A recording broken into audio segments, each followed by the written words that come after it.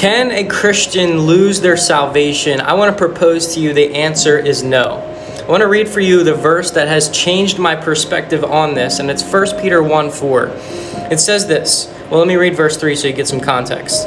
It says, "Blessed be the God and Father of our Lord Jesus Christ.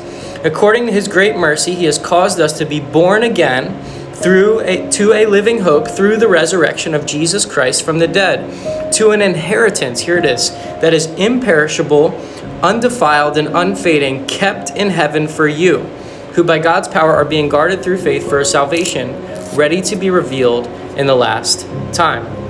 So basically God says, number one, you're born again. To be born again is spoken of in John chapter 3, where Jesus says, unless you're born again, you cannot inherit the kingdom of heaven. It's through a conversation Jesus had one-on-one with Nicodemus. And that's where we get the verse John 3:16 is in John chapter 3 in that context. And then he says here, you're born again. That means you're brought from death to life. You become a new creation.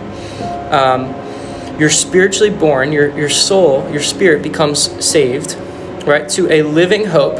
So it's now we have this living hope, and this happens through the resurrection of Jesus Christ from the dead. Verse 4, and it's to an inheritance. You're born again to an inheritance. So the inheritance that we have is in heaven. The inheritance is what happens when we die. This is the inheritance that we're going to receive.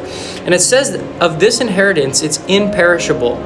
It's undefiled and unfading. Imperishable, it means not perishable. It will never perish. Imperishable. And then it says undefiled, meaning it's not going to corrupt. It's not incorruptible.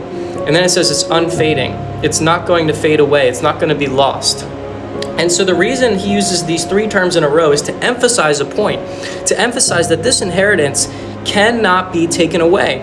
And then it says it's actually kept in heaven for you, and it's being guarded by God's power for a salvation.